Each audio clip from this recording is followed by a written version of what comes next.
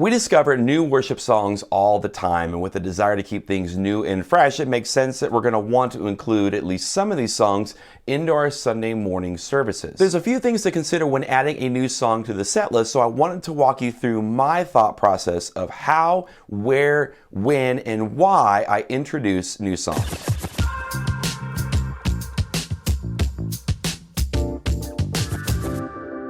Hi, I'm Dave Dolphin at PracticalWorshipBlog.com, sharing ideas, tips, and practical advice for the everyday worship leader. And on this channel, we have weekly videos that help you lead a worship band and be a leader of people. So if you haven't already, consider subscribing so you don't miss the next one. There are new worship songs being written all the time, and we're going to want to include some of these songs into our worship sets over time. There can be a fresh perspective that these new songs provide of who God is and our desire to worship Him. And the goal is to help your congregation to get familiar with these songs, to become comfortable with these songs, and to ultimately own these songs as their own. First off, I would keep the number of new songs that you introduce to a very small number. I probably only introduce 10 to maybe 15 songs within a given year, and 15 is probably too much. It's super tempting when a new worship record comes out and you want to introduce a bunch of songs from that record, or you come back from a conference and you've heard all of these new songs and it's new and it's fresh and you're inspired. But the biggest ingredients when it comes to helping people to make a connection with a new song is familiarity and time. And you're not going to have either one of those if you're always introducing new songs every single weekend. If I have a new song to introduce to people, I try to make sure that the rest of the songs in the set are familiar. Specifically, that song right after the new song, I am very intentional to make sure that that song is familiar with our people. People are willing to be stretched for one song, but if you put two new songs together, even if they're just relatively new, people are going to begin to check out. They're going to make the assumption that they're not going to know any of the songs and they're going to begin to disengage. When you introduce a new song, just know that that moment is going to be more of a sing over them moment and not so much of an active participating moment, like when you're doing How Great Is Our God and everyone's singing loudly with their eyes closed. And that's not a bad thing. I think these moments can still be very powerful. I don't think that the congregation has to always be singing in order to be actively engaged in worship. Even if someone doesn't know the song, you're still sharing truth with people. You are leading people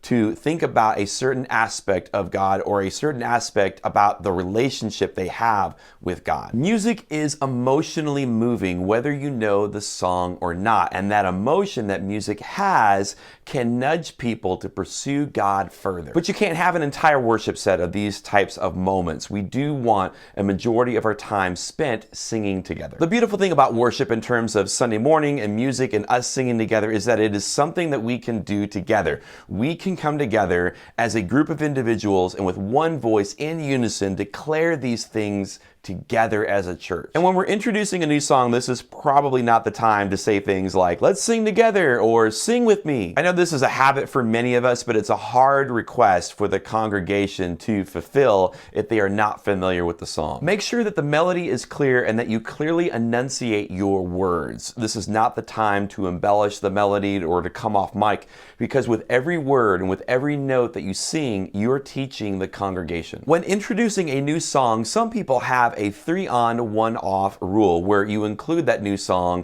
into the worship set for 3 weeks in a row, and then on the 4th week, give it a break, and then from there, it just goes into the normal rotation of other songs. This isn't something that I specifically do, but I love the premise behind it, because when you include a song for 3 weeks in a row, it helps your congregation to become familiar with that song quickly. And even though it might get tiring for you and the rest of the band because you're essentially for a month playing the same song over and over and over in your practice time, in rehearsals, and on Sunday morning, for the congregation, they're only experiencing this song a total of 3 times with a week in between each time. Some other things that you can do to break in a new song is you can include a recording of it in the pre-service music that you play before your service. Or if you have a Spotify playlist that you share with your church of all the songs that you typically do, you can add it to that playlist prior to you introducing it on a Sunday Sunday morning to prime the pump, so to speak. You can also use social media to share the song. Maybe you share a link to a YouTube video before Sunday,